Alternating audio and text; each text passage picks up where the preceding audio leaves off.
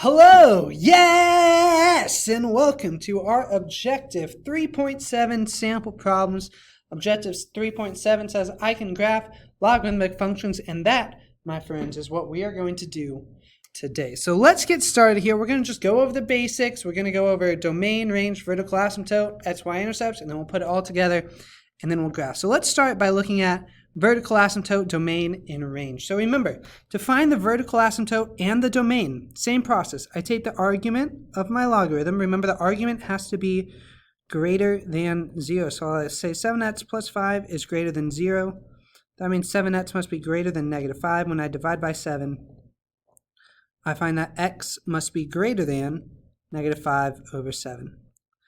So my vertical asymptote would be x equals negative 5 over 7, because that's that limit that it can't touch. My domain would be negative 5 over 7, comma, infinity. My range for exponential function, for logarithmic functions are always negative infinity to infinity. Now remember, domain and range is flipped for exponential functions, right? My domain is always negative infinity to infinity in an exponential function.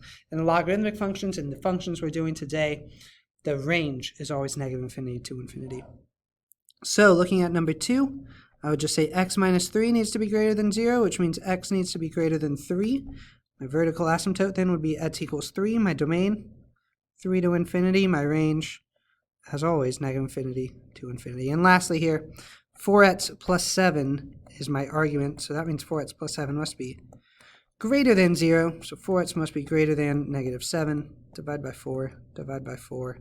And I find that x must be greater than negative 7/4, which is to say that my vertical asymptote is x equals negative 7 over 4.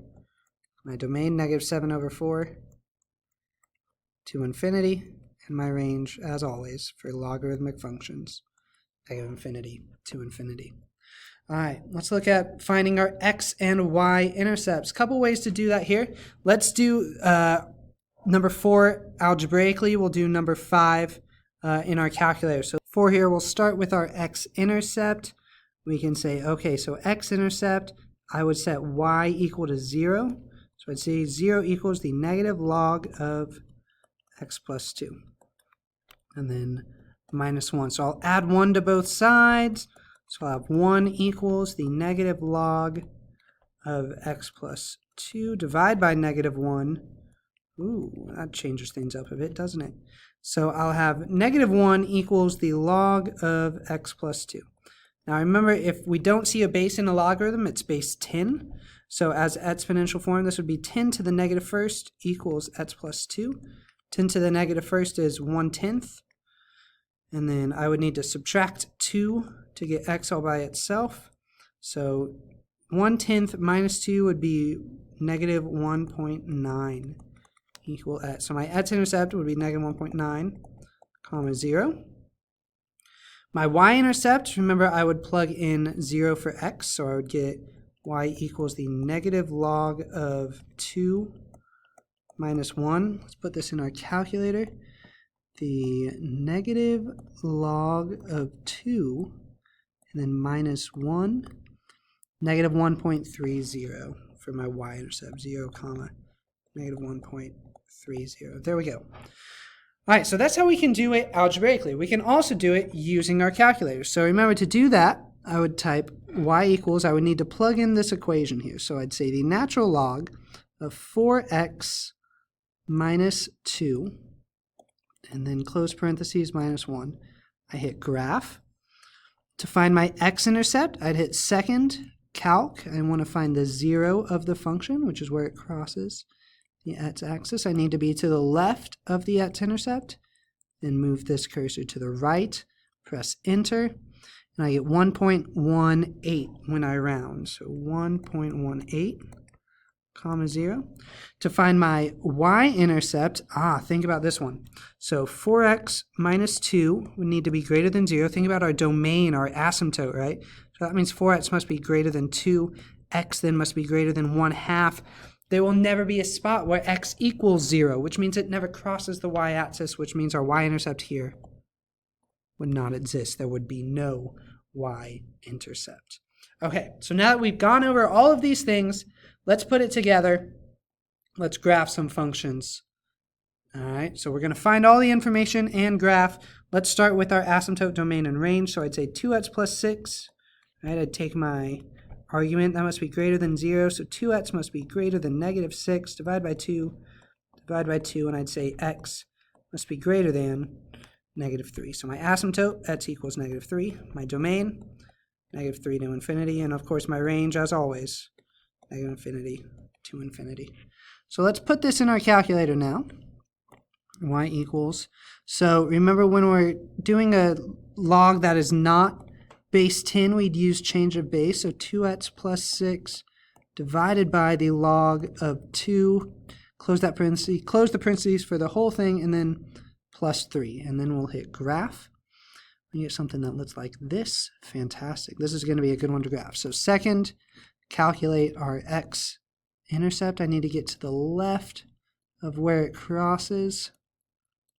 Moving on over. Beautiful. Let's go to the right of where it crosses. Negative 2.94. 2.94, comma 0. To find my y-intercept, I can use the table, second table. Let's see here. Oh, look at these numbers. So many good numbers here. Okay, so 0, comma 5.59. Let's see. I see 4, 5, 6. Do we get all the way up to 7? We do. All right, so let's use the values. That's at 5. XY table, go ahead and set it up here. We have negative 2 is 4. Negative 1 is 5. 1 is 6. And then 5 was 7. I believe. Let me double check that. Yes, fantastic. So let's graph what we know. We have a vertical asymptote at x equals negative 3. We have X-intercept at negative 2.94. Be right about there. We have y-intercept of 0.5. So 1, 2, 3, 4, 5. That put me right about there. All right, let's plot some points. Negative 2, 4. Negative 1, 5, 1, 6, and then 5, 7. And then we can connect our dots here. Be sure to show everything we need, including the arrows that show it goes down to negative infinity. Don't forget that. Remember, our graph does not show that, but we know it goes all the way down to negative infinity. Very good. And there's our good example here for number sets. Let's look at another at number 7 here. So the natural log of x minus 1 and then minus 4. So we can do this really easy enough. My argument, x minus 1 must be greater than 0, which means x must be greater than 1. Easy peasy. So my asymptote, x equals 1, domain, 1 to infinity. My range, negative infinity to infinity. Now keep in mind, if my asymptote is at x equals 1 and the rest of the function is to the right of that asymptote, well, that means I'm not going to have a y-intercept, am I? So I can go ahead and put none there. Let's graph this image on our graphing, or graph this function on our graphing calculator. Natural log of x minus 1, close parentheses, minus 4, hit graph. Oh, we're way down there. Goodness. Where is the x-intercept? This is one where it might be easier. Just go ahead and figure out where the x-intercept occurs. So remember, to find the x-intercept, I set this equal to 0. So I'd say 0 equals the natural log of x minus 1 minus 4. Add 4, so I have 4 equals natural log of x minus 1. Rewrite it as an exponent, I'd get e to the 4th. That's why it's such a large number, equals x minus 1. So x equals e to the 4th plus 1. Let's put that in our calculator.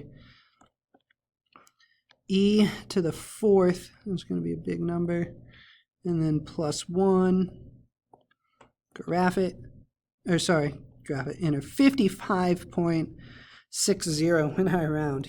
Whew, big number, 55.60, comma 0. So we will definitely not include that in our graph here. Let's go ahead and go to the table here.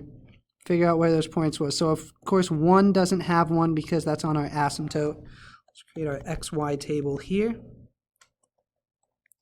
So 2, negative 4 is a good point to have. Let's see, well, we're exponential, aren't we? Or we're using e, so we're not really going to have too many good numbers. So let's just do 2, 4, 6, and 8. 4 is negative 2.90. 6, negative 2.39. And 8, negative 2.05. So 2, negative 4, you get that nice one there, and then the rest, 4, negative 2.90, 6, negative 2.39, 8, just about. And there we have some data points that we can, oh, I missed it. Let me try that again. Now we have some points that we can graph much better. There we go. Not bad, not bad. Let's do one more together and then we will call it a day. So log base 3 of 3x minus 2 plus 1. So first thing, figure out my domain restriction. So 3x minus 2 must be greater than 0. I add 2, so 3x must be greater than 2. Divide by 3, I find x must be greater than 2/3. So that means my asymptote is at 2/3. My domain would be 2/3 to infinity. My range, negative infinity to infinity, of course. So 2/3, so here's another example of when I graph this, I'm not going to have a y-intercept, right? Because my function is going to stay to the right of that asymptote. So I'm going to say none there. Let's go ahead and try to put this in our calculator. So again, we'll say log of 3x minus 2. Oh shoot, I need to use parentheses because we're doing a change of base here. So parentheses, log of 3x minus 2, close parentheses, divided by log of 3, close parentheses, and then close the entire parentheses for the whole logarithm, and then plus 1, and hit graph. Figured it'd look something like that. Very good. Let's use our, let's see if we can second calc our X-intercept here. We'll do that, see what we get. 0.78. 0.78 comma 0. Fantastic, right? So it's going to be right about there, just barely to the right of that asymptote. Create an XY table, see if we get some good points to work with here. Not many, unfortunately. And that's because of all that 3x minus 2 stuff going on there. Okay. So, let's just we'll do 1, 3, 5, 7 here. So 1 is 1. How nice. 3, 2.77. 5, 3.33. And 7, let's see if we can keep this pattern going. No, 3.68. Okay, so 1, 1 would be right there. 3, 2.77. 5, 3.33. 7, 3.68. And in doing that, we get something that looks a bit like so. Fantastic. And there is our logarithmic function graphed. Okay, a lot goes into these problems, but hopefully we're feeling confident. If we're feeling good, go ahead and get started on those practice problems for Objective 3.7. If we want some more help, feel free to ask questions, reach out. Be sure we're confident using our calculator, okay? That'll be a really important aspect of this exam. Be sure we're comfortable using that. Other than that, this is Mr. Carter signing off. I'll see you next time.